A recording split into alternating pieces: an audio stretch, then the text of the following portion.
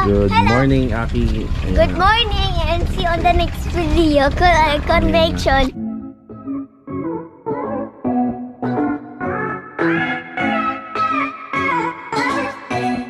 Mga pala yung owner. Pinapainit. Pinapainit. Tapos So, pinaayos. After niya ma-overhaul, papainitin siya ng 15 minutes every morning in 1 week. 1 week ba? 1 week.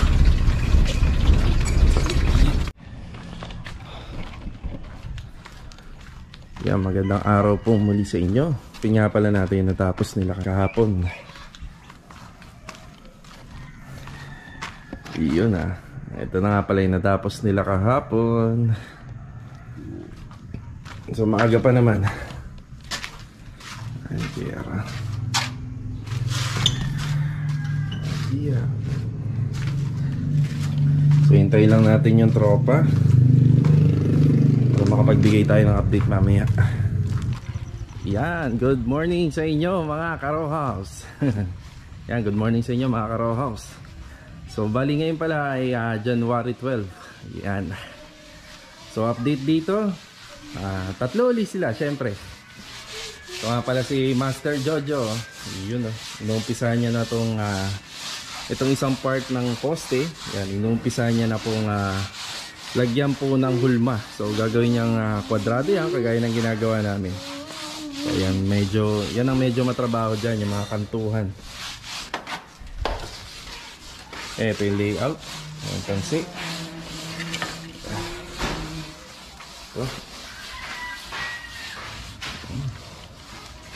So dito si Ogie, nag-uumpisa na siya rito. Oh, yeah. Yun na, nag-wiring na siya rito sa pin light and exhaust fan. Nag-adjust kami ng 70 cm para sa mga viewers namin na bago. Simula dyan sa wall na yan, tapos dito 70 cm. Tapos dito, makikita nyo kasi medyo may mga nakaharang sa taas ng mga bakal. Kailangan po dyan, tatansyahin nyo kung saan nyo ilalagay yung exhaust fan. Kasi yung kaha nun medyo malapad. So para hindi po siya uuntog doon, no? Sa taas. Siyempre, mahalaga doon, yung lagi namin sinasabi, na-advise sa inyo, dapat hindi po tatama dyan sa kanyang groove, yun, no? So dapat dito lang sa may platform. Ayan lang.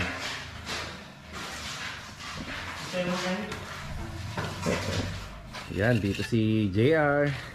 Yan. Ito yung tinatrabaho nila ngayon. Nga pala, kapag natapos naman kasi itong part na to, yan, dire-diretso na, makakapag-assemble na sila ng, or makakapag-fabricate na sila ng mga grills dyan na gagamitin. Tapos okay na yon sa magkabilang taas. Yan, ma-assemble na naman namin yung metal trusses dyan. So yan. So dito nga pala, nakapag-hakot na tayo ng gamit. So ito, halos medyo malinis na siya. Ayan.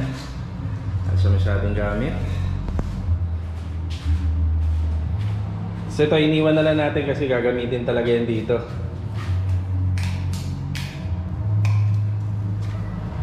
Tapos dito naman sa may back extension area niya, ayan. So halos wala na, iniwan na natin. So kinuha na natin yung ibang mga gamit dito para just in case, magta-tiles na lang. Dire-diretso, ito yung mga gamit sa tiles. Dire-diretso tayo. Bali mga ilang araw na lang naman, umpisa na namin to. Ayan, bali ito na yung mga nahakot natin na gamit. Ayan. So medyo madami-dami din ng konti, no? So tayo, let's go. Yan, bali ang gagawin natin dito, kagaya ng ginawa natin dun kanina sa kabila, maghahakot na rin tayo rito para lumuwag-luwag. Mas maganda kasi magtrabaho sa kanila kapag maluwag tsaka maaliwalas yung paligid. So ito yung mga pamorma namin, ito yung mga pangkalang, panghukay, yan, pang excavation na yan, ilabas na natin. Tapos yan si JR dito, pinagpapatuloy niya yung plastering dito. So kagaya ng ginagawa namin, ayan, nilalagyan na lang namin po ng disenyo para magkaroon ng accent, no? Lalong lalo na kapag yung wall medyo mataas, wala kasing dating, kaya kailangan lagyan natin ng konting accent. Ito yung palitada kanina. So yan, kapag ka medyo matuyo-tuyo yan, pupuruhan na lang yan para makuha po yung kantuhan. Yan dito. Oh. So dito naman, ginawa natin, naglinis tayo. Ayan, para maging maaliwalas, nilipat natin yung ibang mga gamit dito. Nilagay natin dito na nakasegregate na yan. And dito si Mr. Jojo, lagari siya. Kanina nandun sa kabila, nasa harap. Ngayon dito naman siya. So tinutulungan niya si Ogie rito na mag-install ng kisame. So bali, usually yung mga ginagawa namin, may mga abang na po yan ng butas dun sa yero. No, sa exhaust fan, tsaka doon sa pasingawan pala, may abang na yan sa taas. Ito lang dyan si Ogie. Hatid ko yung kornisa mamaya, Jo. Hatid ko yung kornisa, sige. Yung may wagang bara. Yan, importante yan. Napaka-importante niyan sa amin, yung bara na yan. Yun.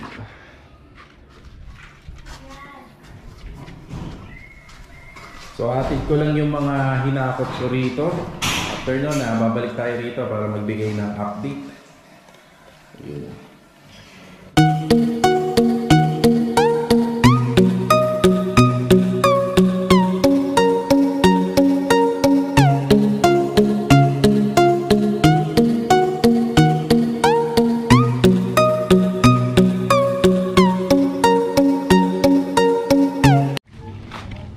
Yan, bago tayo umalis, update ulit tayo. So bali ito, nakikita nyo yung dalawang aluminum na yan na 1x2. So ang ginagawa nila rito, so yung parang pinaka-skwala nito, syempre yan, para makuha nila yung flat nito, yung pinagdidikit nila to. Tsaka dito sa kabila. So yung pagdidikitin yan, tapos kakayurin po. Yan, kakayurin. Sa mga mason, alam na nila to. Kasi pag magdi-DIY ka, ito yung pinakamabisang paraan. Paano mo makukuha itong skwala nito? So ayan, pagtatapatin lang namin yung dalawa na yan. Tapos syempre kailangan kung ano yung forma ng sukat ng poste, dapat sukat. Ayan o, sukat siya. Okay. Patutuyuin lang yan. Pag natuyo yan, saka yan babaklasin. Ayan, saka na po yan na kukortehan. Actually may korte na yan. Kikinisin na lang. Yan na o. Sukat na. Sukatan na po yung para sa exhaust fan. Yan, bali after break time. So pupuntahan natin sila doon. So kakatapos nga lang palang install yung mga hard deflex dun sa kisame. So yun, kailangan na natin ng kornisa. Itong ginagamit natin na kornisa, yan, mga 1x2x10. Sa mga previous na napanood nyo, halos same lang naman. So ihatid muna natin ito sa kanila. Ito na nga lang pala yung buhangin namin, no? Ayan, o, yan na mga nakasako. Ayan, balik na po tayo rito. So bali ito, matigas na, oh. Yung poste, oh. Ayan. Jo, pasuyo nga. Baka tamaan ko yung kanto. Yeah. Thank you. Yan, bali nag-wiring si Ogie rito. Yan, medyo madilim pa. So, pinatay muna namin yung breaker, no? So, mag-uumpisa yan ng ganito. So, rough lang muna siya. Pero nung tinanggal na or binaklas na yung kanyang pangalang, so, ang tawag namin doon yun yung bara. Ginamit namin yung 1x2 na aluminum. Kaya yan yung itsura niya. Kaya sa mga nagtatanong, ganun siya katulis. Yan.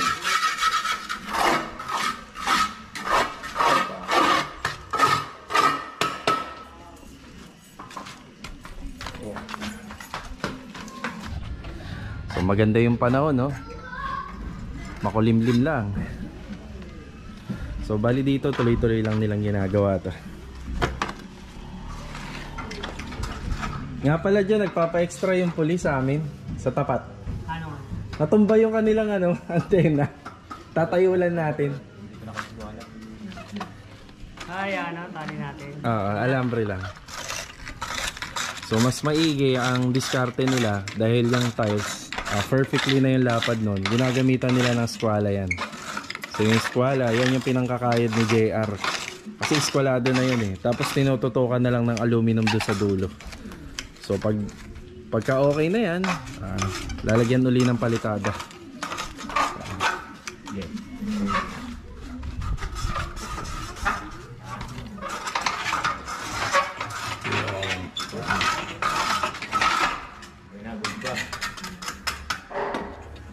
Yan, bali ganito po yan, no? Pakikinisin na lang po siya ng rodela. Ayan. Kagandahan din doon sa rodela, flat din kasi siya eh. Kaya kapag kiniskis mo yan, ayan, kwadrado na siya. Ayan. Yan po siya. Shoutout, Pangki, utang mo rito. Shoutout daw, Pangski, yung utang mo daw dito. Nag-iwan ka daw ng utang dito. Yung balbakwa daw.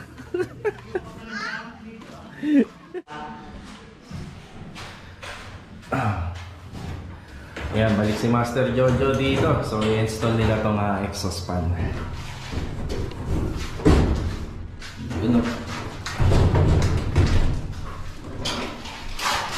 So, gaya nga pala doon sa napanood nyo ng mga video namin. So, ulitin lang namin yun, yung pagkakagawa rito. Tapos, nag-a-allowance po pala kami dyan, no? Para dyan sa ilaw, sa exhaust fan, para pag nagpa-cabinet, hindi po matatabunan. Ayan po. Cornisa. Ito po yung cornisa na ginagamit namin sa back extension area. Ayan po, 178 ang isa. So treated na siya, tapos naka-primer na. Ayan, kagandahan dyan. So matagal tumigas yung aming semento kasi yung panahon hindi naman po mainit. Actually malamig dito eh. Ayan na. Dito. Yan, bali na install na po pala lahat nila rito yung Hardeflex. So 316. So sa mga nagtatanong, isang uri din ng Hardeflex itong ginagamit namin. Shera board po. Shera board yung Hardeflex itong ginagamit natin. Tapos nga pala, yung susunod na gagawin ni Ogie rito, magagawa po siya ng dyan, hollow blocks para sa paa ng slab ng additional na counter cable. So pupunta muna kami doon at kukuha kami ng hollow blocks. Cutting this? Cutting this. Sige. Saka yung ano? Yan, kinuha muna namin yung welding machine. Ito yung welding machine. Tapos, kuha kami rito ng ibang gamit sa gagamitin niya ron. Ang kagandahan dito sa bodega namin, halos nandito na lahat. Pero ang kagandahan din nun, medyo malapit yung project namin dito. Yung isa na lang akin, dalawa sa'yo. Isa sa akin, dalawa sa'yo. Oo. Ito, kahoy. Gagamitin mo ba yan? Hindi na? Ano ko sana? Diyan na lang, sa ilos mo na. Yan o, hollow blocks. Mga 6 na piraso lang naman yung nagagamit dun eh. Yun. Pala yung huling ginawa namin dati. Nakatira na. Ayun yung ano, panahon, ang ganda oh. Nasa'yo ba yung cutting disc? Kabulsa mo?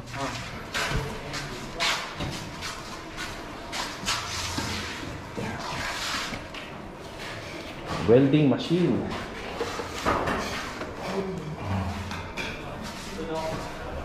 Yan, medyo maluwag na rito.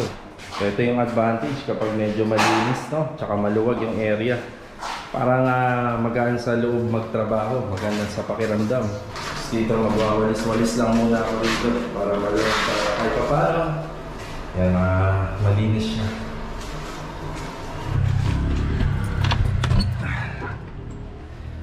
So tulong lang tayo dun sa kanila. So ang gagawin natin, maglilinis tayo. Pwede nating linisin dun habang tatrabaho sila. Kailangan natin ito.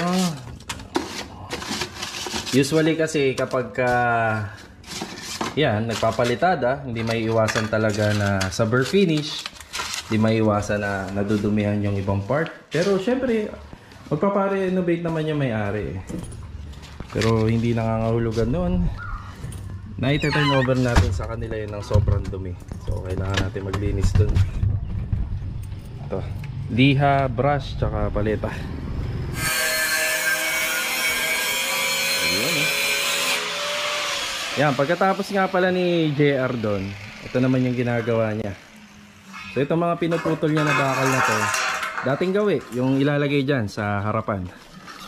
So gagawa siya ng trellis design na nilalagay namin po dito sa metal trusses dito sa may fence area para sa polycarbonate. So bali si Master Jojo na siguro yung tatapos nito. Ayan. So medyo matigas-tigas na yung plastering. Ina-applyan niya na ng purong semento. Ayan. Pasok tayo sa loob. Ayan, dito si Ogie. I-prepare siya ng pang-mortar para dito sa ating mga hollow blocks na gagamitin. So dito yon. So syempre, yung levelasyon. Maganda yung levelasyon ng kanyang counter table na hindi masyadong mababa. Hindi kagaya din sa una. Kaya hindi na namin ito tinaas. So ayan na yun, makikita nyo yung marking ng labis niya. Yan na yung parang magiging pinaka-counter table. Tapos syempre, aangat pa ng konti yan, papantayan dito kapag yung may-ari nito, nagpa-overall tiles.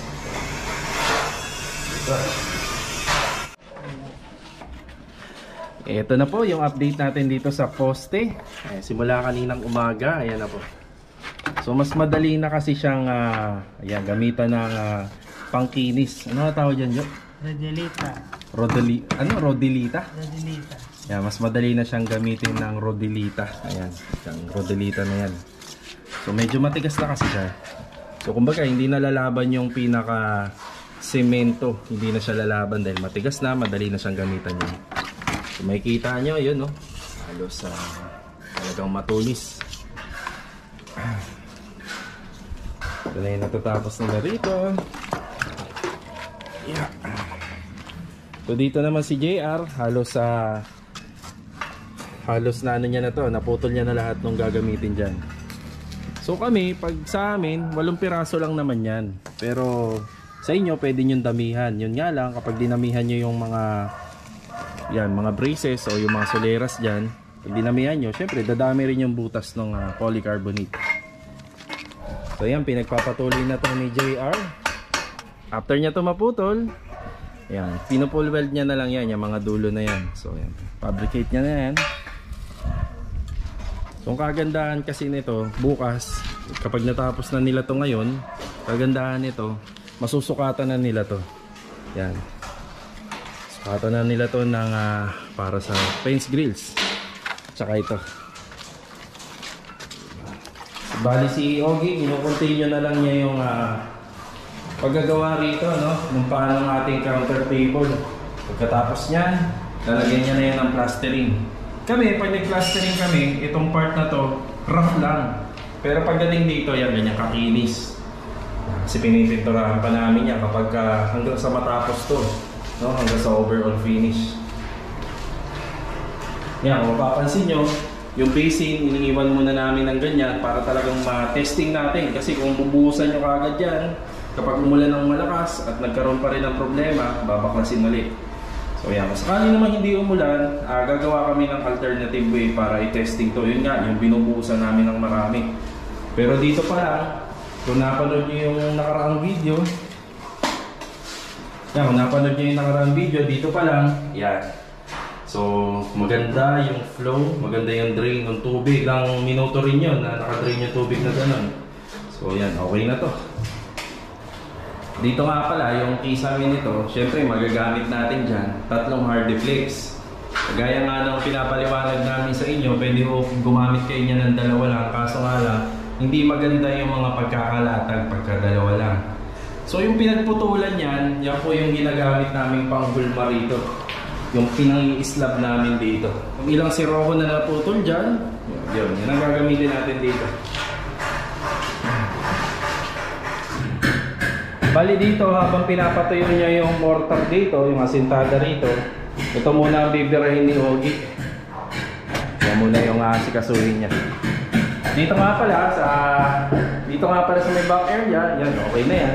May plastering na yan. Dito, pag nagpa-plastering kami, rough lang din. Kasi kapag pinuruhan pa natin, kakapal siya.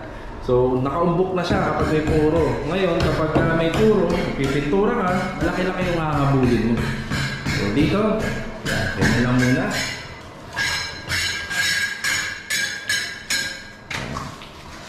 Nilinis niya lang yung parang mga sobra-sobrang talsik.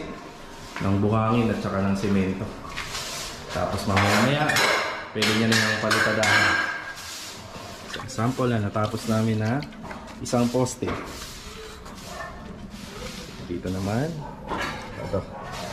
So makikita nyo rito, yan, pag binilang nyo yan, 3 hollow blocks lang yan. Pero pag nandun naman kayo sa baba, syempre mas mababa yung floor level dyan, makikita nyo, malapad siya. Dito kami kumukuha ng bilang ng hollow blocks. So dito kami mag-uumpisa sa floor level.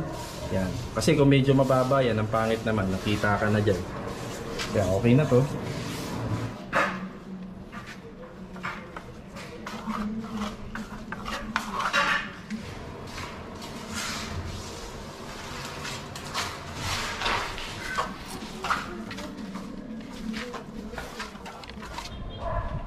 Yung tinatabas nga pala ni JR ngayon, so yan, yung pinafabricate niya ngayon, yung gagamitin dyan, yung wall dyan, parang dito, dyan. Yung iba kasi na gumagawa nito, hinahayaan lang nilang may butas dyan, kami tinutupirin namin yan. Yan, nakatupirin siya na pag ganun.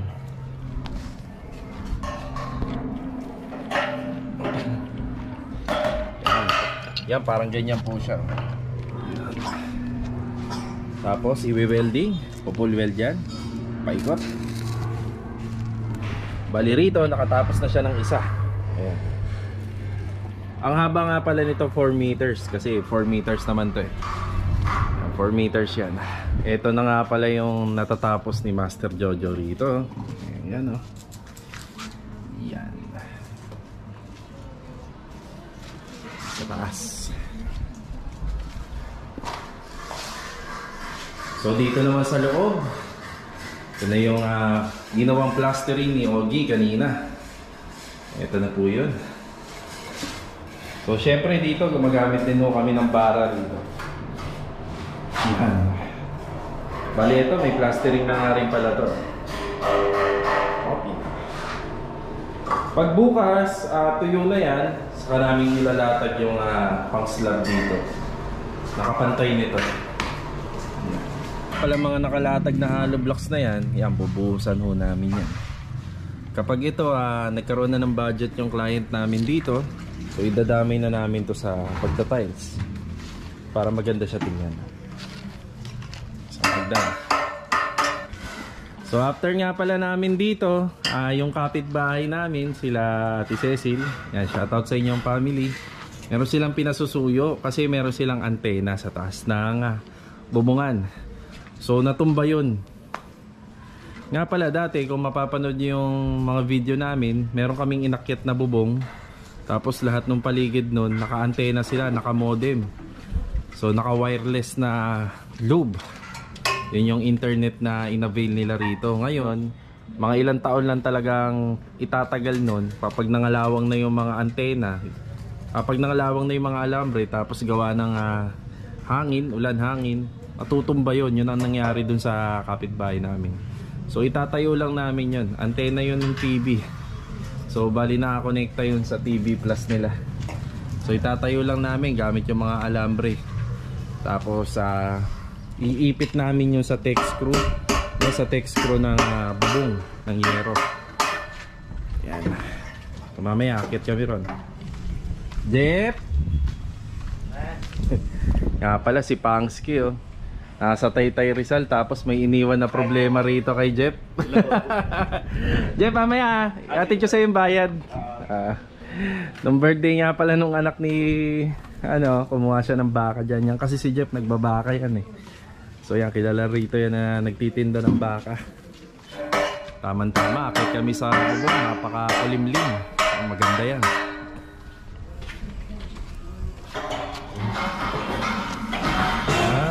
Kinis.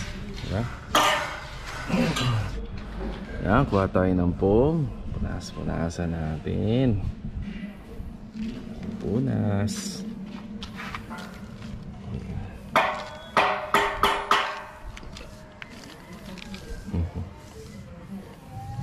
Yan na.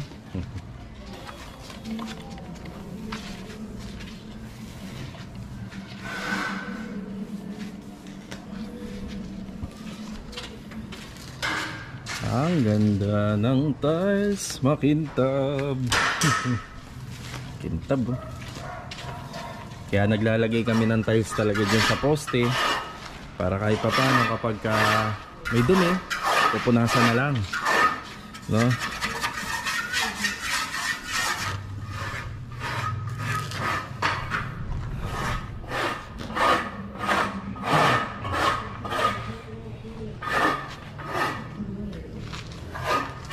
So konting taste na lang kami rito at makakalipat na po kami doon sa kabila.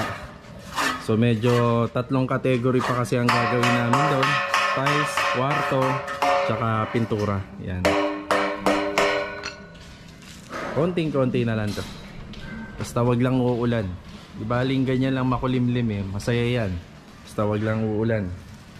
Kaya pala yung isang 2x3 na ipangkakalang namin dyan sa pader na yan. So binubutasan namin yan. So may tatanong nyo, 5 butas po siya. 1, 2, 3. Yung pang-4.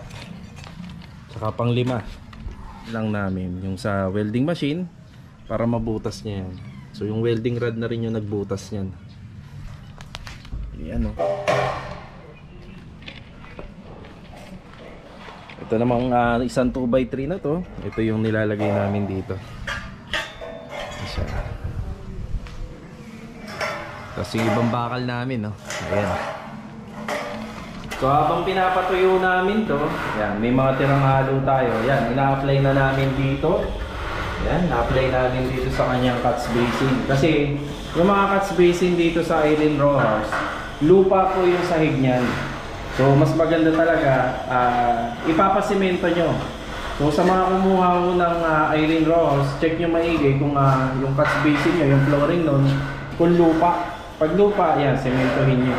Mas maganda kasi yung agos ng tubig na manggagaling dyan sa downspout. Ang gagaling dito sa lababo. So mas maganda, dudulas lang siya. Nga lang, wag naman sanang uulan ngayon kasi mababasa yan. Sumantado na. Winelding nga pala ni JR kanina. Yan, hinahasa niya na. Yan, para makinis. Yan. Sana. Okay, sample.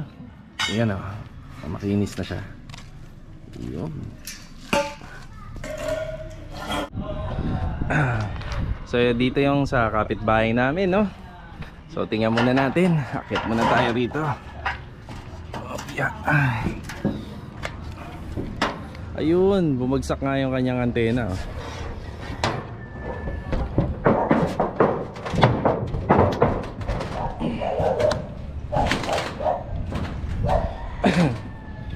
Yan, bali bumagsak nga yung kanyang antena. Kasi ganito yan, yung mga alambre na yan, kinakalawang kasi yan. Ayan. Yun, oh, putol na siya. Putol na. So ang gagawin natin, itatayo lang natin siya uli. Tapos i-alambre lang natin. Ayan. Bali nakakapit kasi yan sa mga text screw. So doon lang siya nakakapit.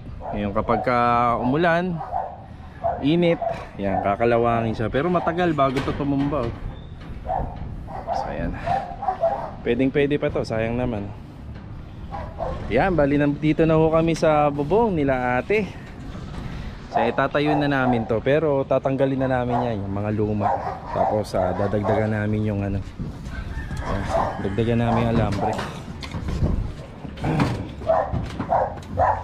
Uy, may puno na rito, oh. Nga pala, itong mga ganyang klaseng puno, kapag lumaki pa yan at lumagpas dito sa extension natin, tapos naglagas, pumasok dito sa gutter, tapos bumara sa downspout, yan, malaking problema yan. So hanggat sana maaari kahit papano, iwasan yun.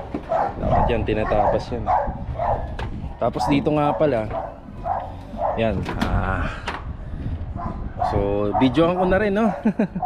Bali ito, ang problema kasi dito, dapat wala silang pagitan. Nakagaya niya, walang awang.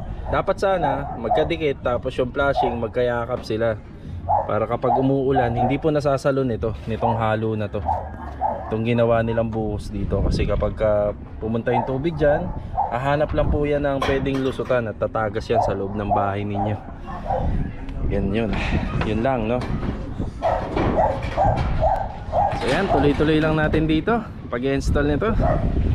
So ang ginagawa nito, yung basic, ang gumagawa talaga ng mga nag-install nitong mga antena, kadalasan yung mga nag-install ng mga modem, ng mga wireless internet. Ang ginagawa lang nila dito, yan, nagbubukas sila ng isang part ng kanyang tech screw sa bubong. Tapos hihigpitan lang po yun. Hihigpitan lang, irorolyo lang ng irorolyo hanggang sa humigpit. Yan. Ito muna. Sayang wala tayong tubo, no? Mas maganda sana kung meron para napalitan natin tong kalawang na to. Pero pwede pa to. Ano namang kaso to. So ganyan lang po yung ginawa dyan. Inangat tapos binalik. Yan. Pagdating naman dito, iikotin lang yan para humigpit. Ngayon kapag marami na yung na-install na ganito, no? Mas matibay na siya. Hindi na po siya gagalaw. Sarap dito sa bubong, oh. January kasi malamig. Siya nga pala, itong polycarbonate na to, almost 4 years na naka-install dito. Kita nyo. Ayan. Ganyan yung nangyayari sa kanya pag matagal na. So, panigurado to, kapag meron lang mabilis na ibon galing sa taas at dumapo dyan, sigurado tatagos. Sobrang lutong na nito, no? Parang singlutong na ng chicharon. Naayos na lang namin yung antena rito kasi naputol pala yung antena. Siguro nung bumagsak yung mismong ito, itong tubo na to kasabay ng antena, naputol. Yan. Maganda sana nito, ma-applyan na ng waterproofing kahit pa paano, no? So ilalala pa to eh. Mag-uumpisa na magkalawang. Kung kaya ano, isa pa dito. Para medyo malayo-layo. Okay.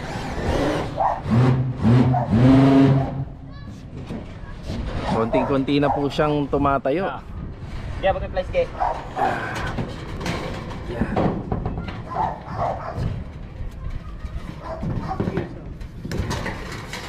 Ilagay rin tayo doon sa kabila. So ito, kapag nailagay na yung para dito sa pang-apat, yan, matibay na po siya. Kasi yan, hatak na. Hatak na po siya. Yung ginawa dati na nag-install dito, hindi nilagyan ng ito, dapat may sapin kasi pag walang sapin maaaring mabutas yan. Meron. Doon na po siya. Ganyan lang naman yung ginagawa ng nag-install nitong mga antena. So dito lang talaga nila yung pinapakapit sa tech screw, tapos hinahatak. So kailangan lang doon sa pakwadrado, no? Lagay ka doon, lagay ka rito, doon at saka rito. Yan, mas matibay siya kung lalagyan mo pa yan dyan sa ilalim. Yan. Talagang hatak na hatak siya. Pagka ganyan nangangalaw, talagang matatanggal talaga yan. Ano? Yan, para mas matibay, lalagyan pa namin siya rito. Yan, sa parang sa pinakagitna na. Yan, sa parang pinakagitna niya, lalagyan pa namin dyan. Pinaka-main. Yan, pinaka-main. Yan, dyan na, kahit sa malapit na lang yan. Pinutol ko. Oh, pinutol. No-bolyo. So hindi ko alam kung sila ate, nakakaranas sila ng leakage dyan, no? Kasi kita nyo yung mga flashing nila rito. Hindi po siya nakakat. Ayan, oh, hindi po siya nakayakap sa platform. Ayan. Ang masama kasi niya, pagka umuulan tapos may hangin papunta ron, talagang tutulo dun sa wall nyo. Ayan, yung kanya wala, oh. Dito. Kaya dyan, basta malapit lang.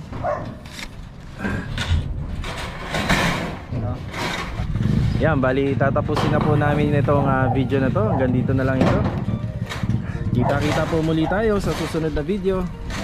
God bless po sa inyo.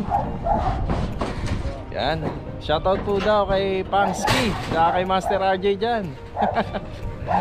Yan.